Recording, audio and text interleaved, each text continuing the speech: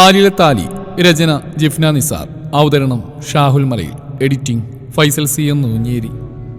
Exam തീരുന്നതിൻ്റെ ആഘോഷം ദച്ചുവിൻ്റെ മുഖം വിളിച്ചു പറഞ്ഞിരുന്നു. കുറച്ച് നാളുകൾക്ക് ശേഷം തെളിഞ്ഞു കണ്ടിരുന്ന അവരുടെ മുഖം അവരുടെ എല്ലാ ഹൃദയം കൂടി തെളിയിച്ചു കൊടുത്തിരുന്നു.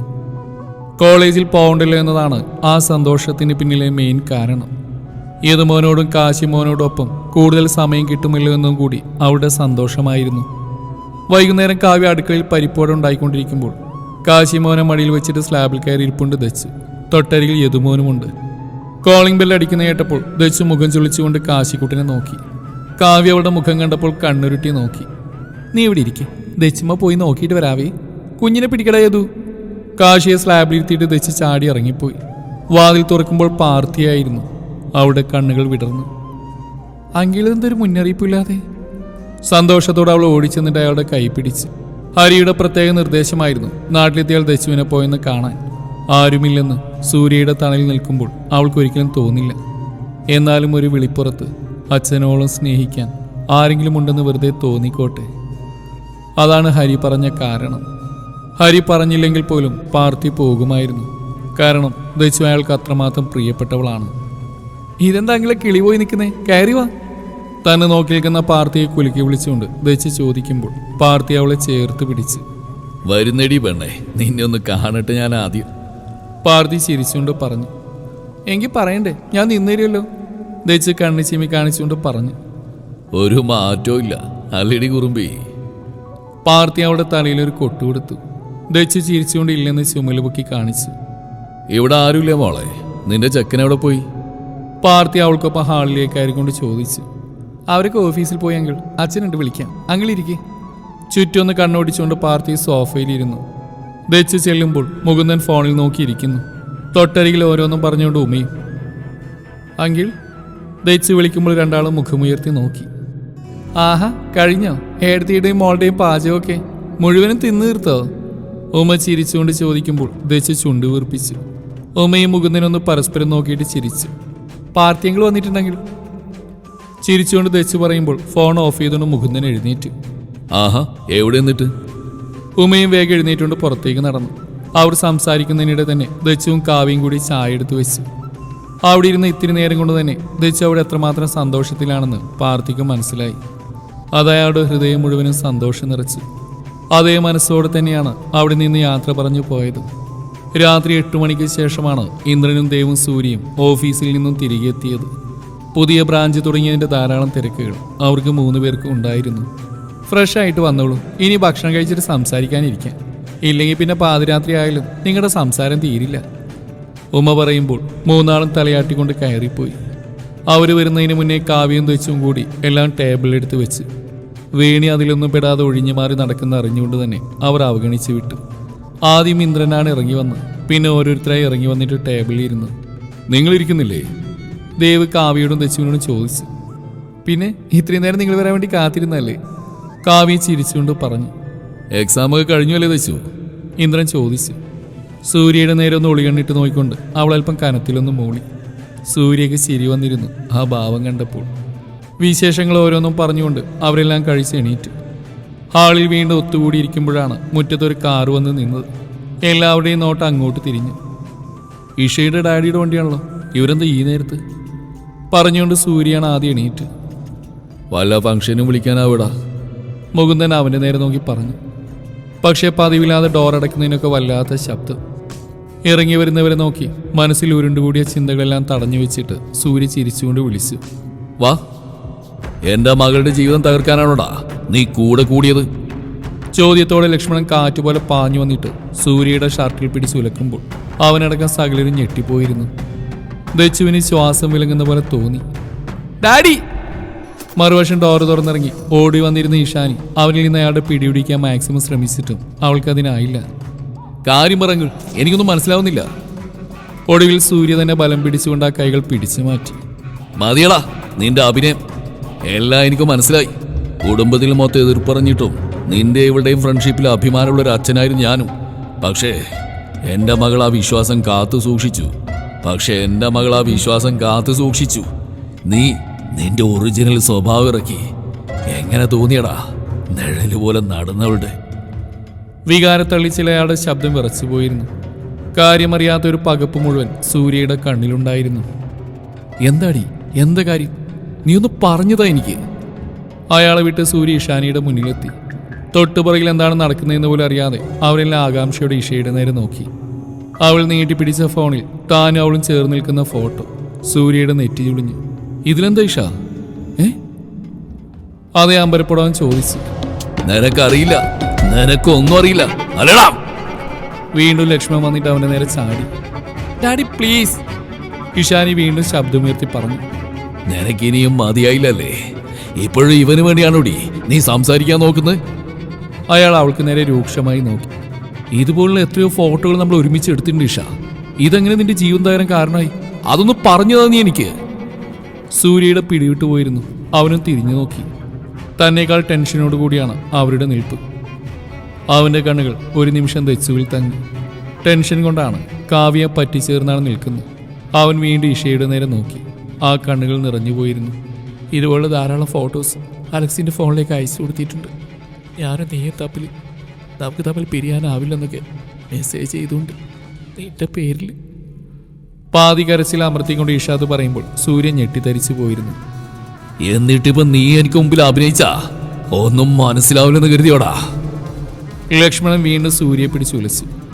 അയാളെ തടയാൻ പോലും ആവാത്ത വിധം തളർത്തി കളഞ്ഞിരുന്നു അവനെ ആ വെളിപ്പെടുത്തൽ. ഞാനൊന്നും ചെയ്തിട്ടില്ല ഇഷ. അമ്പരപ്പോടെ സൂര്യ വിളിച്ചു പറയുമ്പോൾ ലക്ഷ്മണൻ അവനെ പുച്ഛത്തോടെ നോക്കി. എനിക്കൊന്നും അറിയില്ല സൂര്യ. ഇന്നലെ രാത്രിയാണ് അലക്സിന്റെ കയ്യിൽ ഇത് കിട്ടുന്നത്. ഈ ഫോട്ടോ അങ്ങനെ വേറെ ആർക്കും ഞാൻ സെൻഡ് ചെയ്തിട്ടുമില്ല. എൻ്റെ ഫോണിൽ അന്ന് ഞാനിവിടെ വന്നപ്പെടുത്ത സെൽഫി നിന്റെ ഫോണിൽ മാത്രം ഞാനത് സെൻഡ് ചെയ്ത്. അതെങ്ങനെ പിന്നെ അലക്സിന് കിട്ടി? ഈഷ സൂര്യയെ നോക്കി ചോദിച്ചു. നിനക്കെന്നെ സംശയമാണോടി? അങ്ങനെ അല്ലടാ. അവൾ പറഞ്ഞു തുടങ്ങും മുന്നേ ലക്ഷ്മണൻ അവളുടെ മുമ്പിൽ കയറി നിന്നിരുന്നു. എങ്കിൽ നീ അവള് ചോദിച്ച ചോദ്യത്തിന് ഉത്തരം പറ. നിന്റെ ഫോണിലേക്ക് മാത്രം അവൾ അയച്ച ഫോട്ടോ എങ്ങനെ അലക്സിന് കിട്ടി? അതിന് ഉത്തരം പറ. നീ ഇഷാനി അയച്ചു കൊടുക്കില്ലല്ലോ ഏതായാലും. ദേഷ്യത്തോടെ അയാൾ ചോദിക്കുമ്പോൾ സൂര്യ മറുപടിയില്ലാതെ കുഴഞ്ഞു പോയിരുന്നു. എനിക്കറിയില്ല സത്യം, ഞാനങ്ങനെ ചെയ്തിട്ടില്ല അങ്കിൾ. സൂര്യ വീണ്ടും പറഞ്ഞു. അവന്റെ കണ്ണുകൾ തളർന്നു നിൽക്കുന്ന ഇഷാനിയുടെ നേരെയായിരുന്നു. വിളിക്കരുത് നീ ഇനി എന്നെ അങ്ങനെ. എന്റെ മോളുടെ ജീവിതം തകർത്തിട്ട് നീ സേഫ് ആണല്ലോ അല്ലേ? ഇതാണോടോ ഫ്രണ്ട്ഷിപ്പ്? ഇങ്ങനെയാണോടാ കൂട്ടുകാര്? അയാളുടെ ചോദ്യം അവന്റെ നെഞ്ചു പൊള്ളിച്ചു. അവനല്ല ചെയ്തെന്ന് പറഞ്ഞില്ലേ? അവന് നിൽപ്പണിയുടെ സഹിക്കാൻ വയ്യാതെ ദൈവം മുന്നോട്ട് വന്ന് പറഞ്ഞു. എന്നാ അവൻ പറയുന്നതല്ലേ? ഉറപ്പൊന്നുമില്ലല്ലോ. അവന്റെ ഫോണിലോ ഫോട്ടോ അവൻ അയച്ചില്ലെങ്കിൽ പിന്നെ അവന്റെ ഭാര്യയാണോ ചെയ്ത്? എനിക്ക് അതും സംശയമുണ്ട്. വീണ്ടും അയാൾ ഉറഞ്ഞു തുള്ളുമ്പോൾ ദച്ചു വറച്ചു പോയിരുന്നു. വീണു പോവാതെ കാവ്യ അവളെ ചേർത്ത് പിടിച്ചു. അനാവശ്യം പറയരുത്. അവിടെ സങ്കടം അറിഞ്ഞതുപോലെ പോലെ മുകുന്ദൻ പറഞ്ഞു. അത് മകനോട് പറ. അനാവശ്യം ചെയ്യാം, പക്ഷേ പറയാൻ പാടില്ല അല്ലേ? കൊള്ളാം. നിങ്ങൾക്കൊരു മകളുണ്ടായിരുന്നെങ്കിൽ നിങ്ങളിങ്ങനെ പറയില്ലായിരുന്നു. വീണ്ടും അയാൾ പറഞ്ഞു. ദച്ചു വിതുമ്പിക്കൊണ്ട് സൂര്യയെ നോക്കുന്നുണ്ട്. അവനാവട്ടെ ആകെ തളർന്നു പോയതുപോലെ. പിന്നെ എന്തൊക്കെയോ വിളിച്ചു പറഞ്ഞുകൊണ്ട് ഇഷാനിയെ വലിച്ചുകൊണ്ട് അയാൾ പോകുമ്പോൾ സൂര്യ വെറും നിലത്തേക്ക് ഇരുന്നു പോയിരുന്നു. സങ്കടത്തിന്റെ നിലയില്ലാ കയത്തിലേക്ക് വീണുപോയതുപോലെ സൂര്യക്ക് ശ്വാസം കിട്ടാത്ത ഫീല്. താൻ കാരണം അവളുടെ ലൈഫിൽ വലിയൊരു ദുരന്തം നടന്നിരിക്കുന്നു. ഓർക്കും തോറും അവൻ്റെ ഉള്ളിൽ ദേഷ്യം നുരഞ്ഞു പൊന്തി. ആരായിരിക്കും അതിൻ്റെ പിന്നിൽ? ആരായാലും വെറുതെ വിടില്ല ഞാൻ. ദച്ചുവിൻ്റെ കരച്ചിൽ കാതിൽ തുളച്ചു കയറി പോകുന്നുണ്ട്. നീ അല്ലെങ്കിൽ പിന്നെ നിന്റെ ഭാര്യ ആയിരിക്കും. കാതിൽ ആ വാക്കുകൾ പൊള്ളിച്ചു. അവൻ ചാടി എഴുന്നേറ്റുകൊണ്ട് പുറത്തേക്ക് നടന്നു. മനസ്സൊന്ന് ശാന്തമായും തോന്നി. സൂര്യ കയറി ചെല്ലുമ്പോൾ വീട്ടിലെ വിളക്ക് അണഞ്ഞു കഴിഞ്ഞിരുന്നു. എന്നിട്ട് അവൻ ബൈക്ക് ഓഫ് ചെയ്ത് കയറി ചെല്ലുമ്പോൾ ഉമ്മറവാതിലിനപ്പുറം ഉമ്മ നിൽപ്പുണ്ട്. കിടന്നില്ല അമ്മേ? പതിയെ അവൻ ചോദിക്കുമ്പോൾ ഉമ്മ അവൻ്റെ നേരെ ഒന്ന് സൂക്ഷിച്ച് നോക്കിയതല്ലാതെ ഒന്നും പറഞ്ഞില്ല. സൂര്യ പിന്നെ ഒന്നും പറയാതെ അകത്തേക്ക് കയറി. മോനൊന്ന് നിന്നേ. വാതിലടച്ച് ലൈറ്റിട്ടുകൊണ്ട് ഉമ്മ അവൻ്റെ മുന്നിൽ ചെന്ന് നിന്നു. നീ വിശ്വസിക്കുന്നുണ്ടോ? നീയല്ലേ പിന്നെ അത് ദച്ചുമോളെ ചെയ്തെന്ന്? കടുപ്പത്തിലായി ചോദിക്കുമ്പോൾ സൂര്യ അവരുടെ കണ്ണിലെ ദേഷ്യം കണ്ടിരുന്നു. ഇല്ല, പതിയെ അവൻ പറഞ്ഞു. എങ്കിൽ പിന്നെ അത് ആ പാവത്തിനൊന്ന് അറിയിച്ചിട്ട് ഇറങ്ങിപ്പോയി കൂടായിരുന്നുള്ള നിനക്ക്? കണ്ടിട്ട് സഹിക്കാനാവുന്നില്ല എൻ്റെ കുഞ്ഞിൻ്റെ സങ്കടം. ഇത്രയും സങ്കടം കൊടുക്കാൻ മാത്രം എന്ത് പാപാണാവോ എൻ്റെ മോള് ചെയ്ത്? എന്നും അതിന് സങ്കടം മാത്രം. മുഖം ഒന്ന് തെളിഞ്ഞ അതിന് പിറ്റേന്ന് അതിനൊരു സങ്കടം കിട്ടും. മനസ്സിലെ ദുഃഖം സഹിക്കാൻ വയ്യാത്ത വിധം ഉമ്മ വിളിച്ചു പറയുമ്പോൾ ആ വാക്കിനറ്റത്തെ കൂർത്ത മുനകൾ ചെന്ന് പതിക്കുന്നത് അവൻ്റെ നെഞ്ചിലായിരുന്നു. ചോര പൊടിയാൻ പാത്തിന് മുറിവുകൾ തീർത്തുകൊണ്ടേയിരുന്നു അവയൊക്കെ. അവനൊന്നും പറയാതെ സ്റ്റെപ്പ് കയറിപ്പോയി. ലൈറ്റ് ഓഫ് ചെയ്തിട്ട് ഉമ്മ മുറിയിലേക്ക് നടന്നു. ഉറക്കം വരാതെ നെഞ്ചും തടയും മുകുന്ദൻ അപ്പോഴും മുറിയിൽ കൂടി. ഇരുട്ടിൽ അങ്ങോട്ടും ഇങ്ങോട്ടും നടക്കുന്നുണ്ട്. ബാൽക്കണിയിലെ മങ്ങിയ വെളിച്ചം പടർന്ന് കിടക്കുന്ന ഹാള് കടന്നിട്ട് ഇരുട്ടിൽ മാഞ്ഞു കിടക്കുന്ന തന്റെ മുറിയുടെ വാതിൽ സൂര്യ തള്ളി തുറന്നു. കട്ട പിടിച്ച ഇരുട്ടിൽ അവൻ തപ്പി തടഞ്ഞിട്ട് ചുമരിൽ ലൈറ്റിട്ടു. ഒറ്റ നോട്ടത്തിൽ തന്നെ ബെഡിൽ കൂനിക്കൂടിയിരിക്കുന്ന ദച്ചുവിന്റെ ചിത്രം അവന്റെ കണ്ണിൽ പതിഞ്ഞു പോയിരുന്നു. വീണ്ടും ഹൃദയത്തിൽ നിന്ന് രക്തം വാർന്നു പോകുന്നത് അവൻ അറിഞ്ഞു. അകത്ത് കയറി അവൻ വാതിലടച്ച് കുറ്റിയിട്ടു. ലൈറ്റ് ഓൺ ചെയ്തപ്പോൾ ഞെട്ടിക്കൊണ്ട് ദച്ചു മുഖമുയർത്തി. കരഞ്ഞു കലങ്ങി അവളുടെ മുഖം അവനിൽ കൂടുതൽ വേദന നിറച്ചു. മുന്നിൽ സൂര്യയെ കണ്ടപ്പോൾ ദച്ചു ബെഡിൽ നിന്നും ചാടി ഇറങ്ങി. ഞാനല്ല ചിത്തേട്ട, ഞാൻ അങ്ങനെ ചെയ്തിട്ടില്ല. പാഞ്ഞു വന്നവന്റെ കയ്യിൽ കൂട്ടിപ്പിടിച്ചുകൊണ്ട് അവൾ പറയുമ്പോൾ സൂര്യ കണ്ണുകൾ ഇറുകെ അടച്ചു. പാറിപ്പറന്ന മുടിയിഴകൾ, ചുവന്ന് കലങ്ങിയ കണ്ണുകൾ അവൾ എത്ര വേദന സഹിച്ചു എന്നതിൻ്റെ തെളിവായിരുന്നു. എനിക്ക് എന്നേക്കാൾ വിശ്വാസമാണെന്ന് ഞാൻ പറഞ്ഞിട്ടില്ലേ? ഈ ലോകത്തിലെ മറ്റെന്തിനേക്കാളും എനിക്ക് ഇഷ്ടമാണെന്ന് അറിയില്ലേ? പിന്നെ ഞാൻ അങ്ങനെ ചെയ്യും. ഞാനല്ല, എൻ്റെയാണെന്ന് പറഞ്ഞില്ലേലും എനിക്കറിയാലോ. പിന്നെ ഞാൻ എന്തിനാ അങ്ങനെ ചെയ്യുന്നത്? വീണ്ടും വീണ്ടും പറഞ്ഞിട്ട് ദച്ചവന്റെ നെഞ്ചിൽ മുഖമിട്ടുരുട്ടി. സൂര്യബലമായി അവളുടെ മുഖം പിടിച്ചുയർത്തി. എനിക്കറിയാം എൻ്റെ ദച്ചു അങ്ങനെ ചെയ്യില്ലെന്ന്. അവനത് പറയുമ്പോൾ ദച്ചുറക്കെ കരഞ്ഞുകൊണ്ട് അവനെ കെട്ടിപ്പിടിച്ചു. സൂര്യയും പിന്നെ എന്താ എന്നെ നോക്കുകൂടി ചെയ്യാതെ ഇറങ്ങിപ്പോയത്? കരഞ്ഞുകൊണ്ട് വീണ്ടും ദച്ചു ചോദിച്ചു. നിന്നെ സംശയമുള്ളതുകൊണ്ടല്ല ദച്ചു ഞാൻ ഇറങ്ങിപ്പോയത്. എനിക്ക് ആ സംശയമുണ്ടോ എന്നൊരു പേടി നിന്റെ കണ്ണിൽ ഞാൻ കണ്ടു. അത് കാണാൻ വയ്യാത്തതുകൊണ്ടാ ഓടിപ്പോയത്. പക്ഷേ നിന്നെ മറന്നിട്ട് ഞാൻ പോകാൻ പാടില്ലായിരുന്നു. ക്ഷമിക്കണം എന്നോട്. ഞാൻ എന്നെക്കുറിച്ച് മാത്രമാണ് അപ്പോൾ ഓർത്ത്. അങ്ങനെ ഒരു അവസ്ഥയിലായിരുന്നു ഞാൻ കാരണം. അവളെ ഇറുകെ പിടിച്ച ആ നെറുകയിൽ ചുണ്ടിയേർത്തുകൊണ്ട് സൂര്യ പറയുമ്പോൾ ദച്ചുവിൻ്റെ പിടിമുറുകി. കരഞ്ഞ് തീരുവോളം സൂര്യ അവളെ പൊതിഞ്ഞ് പിടിച്ചു. ഞാൻ കരുതി ചിത്തേട്ടൻ എന്നെ. സങ്കടം തെല്ലെന്നൊതുങ്ങിയപ്പോൾ കരച്ചിൽ പുരണ്ട ചിരിയോടെ ദച്ചു പറയുമ്പോൾ അവളോടുള്ള പ്രണയം കൊണ്ട് സൂര്യക്ക് ശ്വാസം മുട്ടും പോലെ തോന്നി. വിട്ടിട്ട് പോയിന്ന് അല്ലേ? അവൻ ചോദിക്കുമ്പോൾ അവൾ അതേന്ന് തലയാട്ടി. ഈ ലോകത്തിൽ ഒന്നിനു വേണ്ടിയും ഇനി ചിത്തേട്ടൻ നിന്നെ കൈവിട്ട് കളയില്ല. നെറ്റിയിൽ ചുണ്ടി ചേർത്തിട്ട് സൂര്യ അത് പറയുമ്പോൾ അവൻ ആദ്യമായി നൽകുന്ന ഉമ്മയുടെ മധുരത്തേക്കാൾ ആ വാക്കുകൾ അവളെ കുളിരണിയിച്ചു. അതെന്തുകൊണ്ടാണെന്ന് അറിയോ നിനക്ക്? അങ്ങേയറ്റം പ്രണയത്തിൻ്റെ ഭാവം അവൻ്റെ മുഖത്ത് തിരിച്ചറിയാൻ കഴിഞ്ഞതുകൊണ്ടാണ്. ദച്ചുവിന് ശ്വാസം പോലും വിലങ്ങി. ഞാൻ എൻ്റെ പൊട്ടിയെ അത്രയും സ്നേഹിക്കുന്നു. എൻ്റെ ജീവനാണ് നീ. കവിളിൽ കൈ ചേർത്ത് പിടിച്ചുകൊണ്ട് അവനത് പറയുമ്പോൾ കണ്ണുനീർത്തുള്ളികൾ കുതിച്ച് ചാടിയിട്ടും ദച്ചു ചിരിച്ചു. അത്രമേൽ അവൾ കേൾക്കാൻ കൊതിച്ച വാക്കുകൾ. അതവൻ പറയുമ്പോൾ തൻ്റെ ഹൃദയം സന്തോഷം കൊണ്ട് നിന്നു പോകുമോ എന്ന് പോലും ദച്ചു പേടിച്ചു. ദച്ചു, നിശ്ചലമായ മുഖം തട്ടി വിളിച്ച സൂര്യ. വീണ്ടും കരച്ചിലോടെ ദച്ചു അവൻ്റെ നെഞ്ചിൽ മുഖം ഒളിപ്പിച്ച് പിടിച്ചു. ആരാണ് അങ്ങനെ ഒരു ചതിയനോട് ചെയ്തതെന്ന് എനിക്കറിയില്ല. പക്ഷേ ഞാനത് കണ്ടുപിടിക്കുക തന്നെ ചെയ്യും.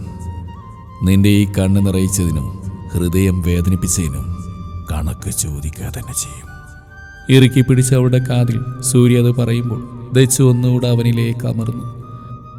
പ്രണയത്തിനും അപ്പുറം മറ്റെന്തൊക്കെയോ ശരീരം മോഹിച്ചു തുടങ്ങിയതുപോലെ സൂര്യയുടെ കൈകളും അവളിൽ മുറുകി തുടങ്ങി. ഇനി ആ ഹൃദയത്തിനുള്ളിലെ വേദനയൊന്ന് കരയിച്ച് കളയാൻ തൻ്റെ പ്രണയം മുഴുവനും അവളിലേക്ക് പകർന്നു കൊടുക്കണമെന്ന് അവനും തോന്നിയ നിമിഷം. അതുകൊണ്ടല്ലാതെ ഒന്നിനും അവളെ ആശ്വസിപ്പിക്കാൻ കഴിയില്ലെന്ന് തോന്നി അവന്.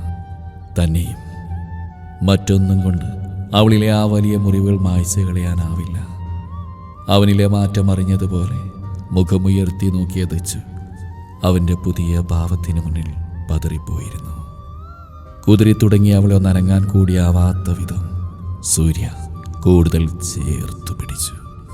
ചീത്തേട്ടാ. പതിയെ, വളരെ പതിയെ പിടക്കുന്ന കണ്ണുകളോട് അവൾ വിളിക്കുമ്പോൾ സൂര്യ അവളെ നോക്കി ചിരിച്ചു. I need for you. പേടിയുണ്ടോ? വീണ്ടും അവൻ്റെ ചോദ്യം കാതിൽ. ദച്ചു ഒന്നും പറയാതെ മുഖം കുനിച്ച് കളഞ്ഞു. ആ നോട്ടം നേരിടാനാവാത്ത പോലെ, ആ പ്രണയം പൊള്ളിക്കുന്ന പോലെ. ദച്ചുവിൻ്റെ തല അല്പം ബലം പിടിച്ചുകൊണ്ട് സൂര്യപതിയെ ഉയർത്തി. പറദിച്ചു, പേടിയുണ്ടോ? അവൻ വീണ്ടും ചോദിച്ചു. ഇല്ലെന്നവൾ തലയാട്ടി.